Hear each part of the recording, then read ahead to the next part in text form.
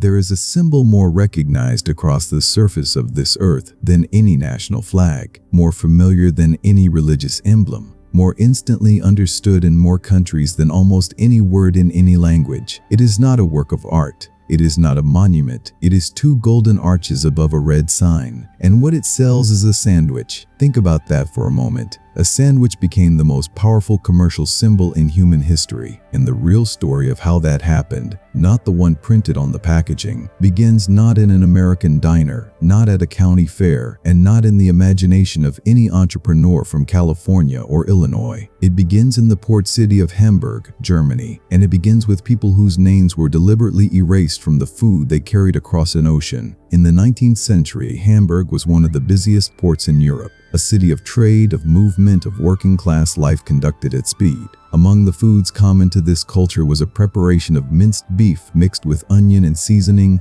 eaten by dock workers and sailors as an affordable, sustaining meal. It was not glamorous, it was practical. And when German immigrants began arriving in the United States in enormous numbers through the mid and late 19th century, they brought this preparation with them. These were not wealthy people. They worked the factories, built the railroads, and filled the tenements of American industrial cities. Their food came with them the way all immigrant food does, carried in memory, adapted to available ingredients, and shared within communities that had little else from home to hold on to. As the Hamburg-style beef preparation moved into American eating life, the competing claims to its invention multiplied quickly. Families from Connecticut, Ohio, and Wisconsin all staked their ground. None of them were German. None of the origin stories that gained commercial traction acknowledged the immigrant communities who had carried this food into American life in the first place. Then came the World Wars. Dacing Galloping Player Pace. Anti-German sentiment in the United States during the First World War produced a wave of deliberate cultural suppression. German words were stripped from public life. Foods with German names were renamed.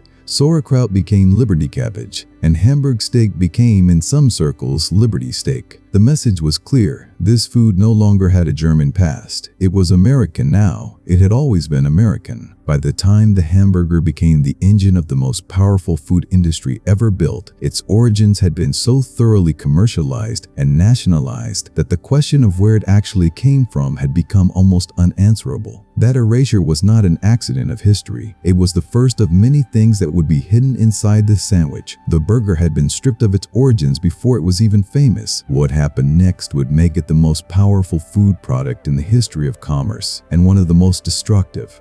Before the hamburger could feed a nation, beef had to become cheap, and before beef could become cheap, producing it had to be transformed from something that happened on farms and in local butcher shops into something that happened in facilities so large, so fast, and so deliberately brutal that the people who built them struggled to find adequate language for what they had made. The place where this happened was Chicago. By the latter half of the 19th century, the Union stockyards had become one of the most extraordinary industrial operations on earth. Hundreds of acres of pens, chutes, and processing floors through which millions of animals moved every year. The logic was pure efficiency. Animals entered one end, products emerged from the other, and everything in between was engineered to minimize time and maximize output. Observers who toured the facility described watching the process with a combination of fascination and horror they found difficult to reconcile. The system worked, and it was unlike anything that had existed in quite this form before. The workers who kept it running were drawn almost entirely from immigrant communities: Polish, Lithuanian, Czech, Slovak. They came to Chicago looking for work and found it in the stockyards. Dangerous work, relentless work, conducted without protections we would now consider basic. Injuries were constant and expected. Workers who were hurt were replaced. The industry treated its labor force the way it treated its animals: use them until they fail, then bring in another. When the journalist Upton Sinclair spent weeks inside the meatpacking plants and published what he found, the response was not what he had hoped for. Sinclair had written about the workers, their poverty, their injuries, their systematic destruction by an industry that consumed them as efficiently as it consumed the cattle. He expected outrage about human beings. What he got was outrage about food safety. The American public was disturbed by descriptions of unsanitary processing conditions. The workers whose bodies were being destroyed in the same facilities received a fraction of that concern. Sinclair later later said with barely concealed bitterness that he had aimed for the public's heart and hit its stomach instead. The regulatory response that followed, federal meat inspection, was framed as a public victory. In practice, it largely benefited the large meatpacking companies who could absorb compliance costs that eliminated smaller competitors and who gained a government seal of approval as a commercial advantage. The concentration of meatpacking power in the hands of a few dominant companies, what critics called the beef trust, emerged from this period stronger than it had entered it. The industry had survived its first great public scandal by giving the public just enough to end the conversation. Clean product, same system, same workers, same logic. It was a strategy the industry would use again and again and again.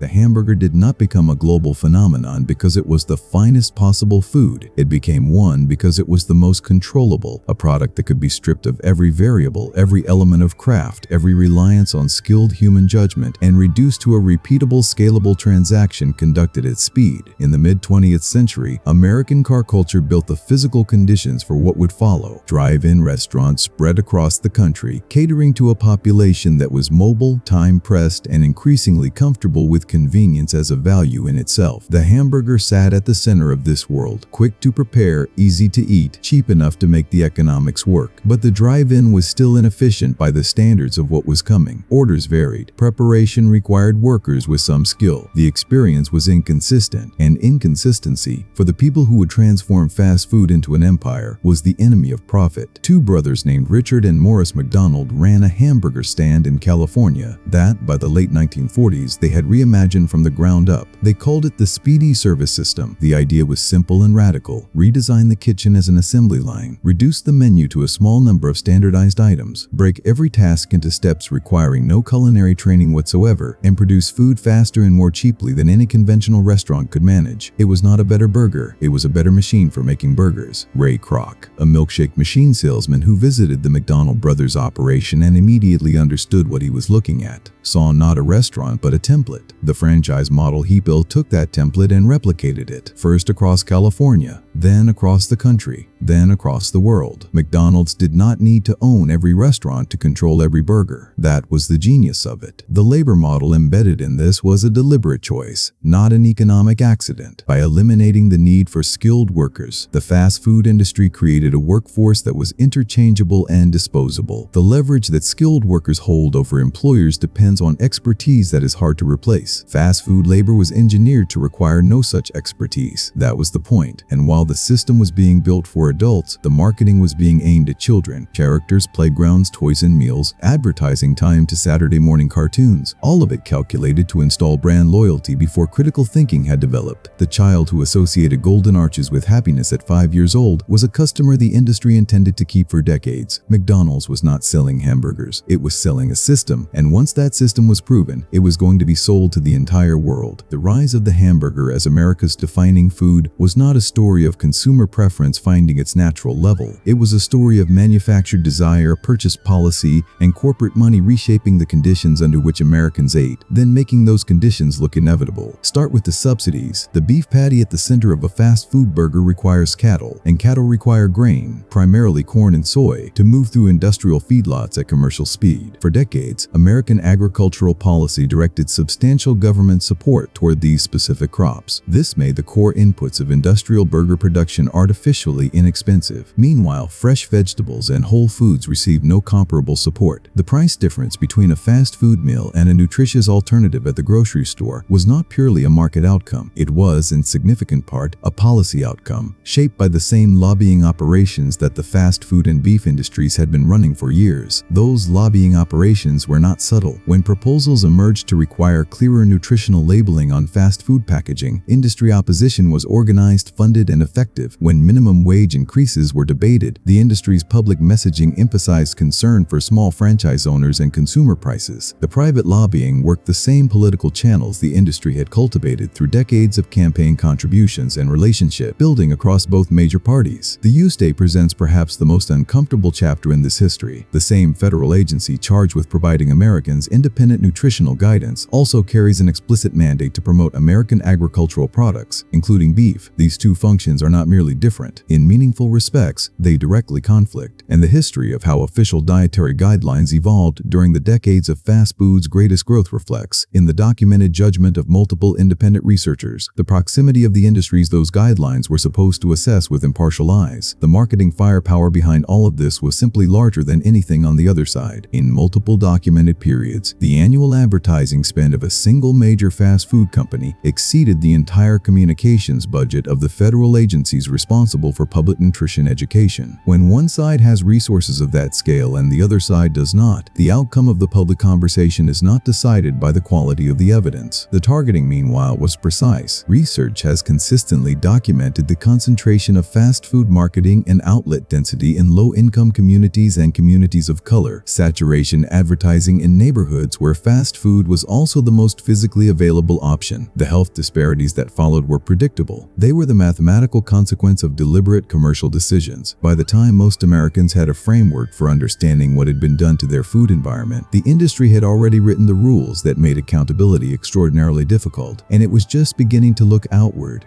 A food scientist in a laboratory in the 1980s. His job is not to make food nutritious. His job is to find what researchers in this field call the bliss point, the precise combination of fat, salt, and sugar at which a food product becomes almost impossible to stop eating. His employer is not a pharmaceutical company. It is a food company, and the work he is doing is not unusual. It is standard practice. The fast food industry did not stumble into palatability engineering. It invested in it, refined it, and applied it with commercial precision. Internal documents from food companies, surfaced through litigation over the years, have revealed in multiple cases an uncomfortable picture. Executives who understood that their products were formulated to override normal satiety signals, alongside deliberate decisions about how to manage that understanding in public. The comparison to the tobacco industry is not a rhetorical gesture. It is structural. The tobacco industry spent decades funding research designed not to disprove the connection between smoking and disease, but to generate enough scientific-looking uncertainty that regulatory action remained politically difficult. Evidence from multiple investigations suggests food companies observed this strategy with professional interest. Industry-funded nutrition studies, in documented cases, reached conclusions that independent research did not. The funding sources were not always disclosed clearly. The doubt was the product. The public health consequences unfolded over decades rather than in a single visible event, which made them easier to obscure. As fast food expanded, more outlets, more aggressive marketing, cheaper prices made possible by subsidized inputs, rates of diet-related chronic conditions moved in directions that placed growing burdens on individuals and health systems alike. The communities most heavily targeted by fast food marketing carried the heaviest share of those burdens. When legal challenges attempted to hold the industry accountable, the response was immediate and effective. Legislation passed in multiple American states created protections that made it extremely difficult to sue food companies for the health consequences of their products. These laws moved through the same political machinery that had handled nutritional labeling and minimum wage debates. The industry had learned from the tobacco experience that the time to build legal protection is before the lawsuits arrive. The burger industry did not simply make people sick, it made making people sick profitable, legally shielded, and nearly impossible to challenge in court. Then it took everything it had learned and went looking for new markets. In January of 1990, a McDonald's opened in Moscow's Pushkin Square. The line of customers stretched around the block and down the street. Photographs of that line circled the world. Western newspapers treated it as a cultural moment, proof, presented without irony, that the American way of life had arrived. What those photographs did not show was the decade of diplomatic and commercial negotiation that had preceded the opening. The Moscow McDonald's was not simply a business decision. It was the product of careful geopolitical positioning, a flagship moment in the deliberate use of American fast food as a symbol of the post-Cold War order. The Golden Arches were not just selling burgers in Pushkin Square, they were making an argument about which civilization had won. This was not unique to Moscow. The expansion of American fast food into international markets was, in documented cases, embedded in American trade policy. Negotiations over market access routinely included provisions that opened foreign food markets to American companies. The franchise arrived not purely on consumer demand, but on the back of political arrangements that made its entry possible and its establishment protected. In France, the arrival of McDonald's provoked a response that became a defining moment in the politics of food and cultural identity. In 1999, a sheep farmer named José Bové drove a tractor into a McDonald's under construction in southern France, partially dismantling it. He was arrested and tried. The trial drew thousands of supporters. Bové argued that what was being built was not just a restaurant, but the physical infrastructure of a food system that would displace French agricultural traditions, undermine small producers, and homogenize a food culture that had taken centuries to develop. He was convicted. He was also, in France and across much of Europe, celebrated. The menu adaptations that accompanied McDonald's global expansion, the Makaloo Tikki in India, the Ebi Filet-O in Japan, the rice options across Southeast Asia, were real, and they generated commentary about cultural flexibility, but they were also a penetration strategy, local flavors on a global template, building familiarity while the underlying supply chain, labor model, and corporate architecture remained unchanged. The product adapted to the culture. The system did not. The countries that received McDonald's also received something they had not specifically requested, a supply chain that restructured their agricultural relationships, a labor model that redefined what food service work could pay, and a set of marketing practices aimed at children that began reshaping how desire for food was formed before those children were old enough to make choices for themselves. There is a cost to a hamburger that does not appear anywhere on the menu. It is not a cost that can be paid at the register. By the time it comes due, the people who paid it will not necessarily be the people who ate the burger, and the industry that created it has spent considerable resources ensuring that the calculation remains difficult to make. Industrial beef production requires land, enormous quantities of it, to graze cattle and grow the grain that moves them through feedlots at commercial speed. It requires water in quantities that exceed almost any other food production system at comparable scale. It generates methane from the digestive systems of millions of cattle maintained across vast industrial operations, a greenhouse gas that scientists consider significantly more potent than carbon dioxide over shorter time frames, and it has driven the clearing of some of the most ecologically consequential forests on the planet. Satellite data and investigative reporting have consistently shown that the primary driver of Amazon deforestation is cattle ranching, the conversion of rainforest to pasture. The supply chain link between cleared Amazonian land and fast food beef has been traced and documented in multiple investigations. Environmental groups have published reports identifying suppliers with deforestation records operating under contracts linked to major fast food companies. The companies involved have issued sustainability commitments in response. The gap between those commitments and audited supply chain reality has itself been the subject of extensive subsequent reporting. A single vivid detail captures the scale. Researchers have estimated that producing 1 kilogram of beef requires many times more water than producing the same weight of most plant-based foods. This is not a fringe environmental position. It is a finding that appears across independent studies with considerable consistency, and it lands differently when set against the context of regions where aquifers are already under pressure and water scarcity is shaping the terms of food security debates. The methane question is perhaps the least discussed dimension of this issue in mainstream food conversation. Industrial cattle operations at the scale required to supply global fast food demand represent a meaningful contributor to atmospheric methane concentrations. This finding sits in climate science literature clearly and consistently. It appears in fast food industry communications rarely and carefully. The corporate response has followed a recognizable pattern. Sustainability pledges are announced in language that is ambitious in tone and imprecise in measurable commitment. Supply chain auditing is promised and selectively implemented. The marketing continues, and when investigators document the distance between the pledge and the practice, the company publishes an updated pledge. The burger industry has known about its environmental footprint for decades. Its response has been the same tool it has always used, a better story about itself. At every point in the journey from cattle ranch to paper wrapper, there are human beings doing physical work. And at almost every point in that journey,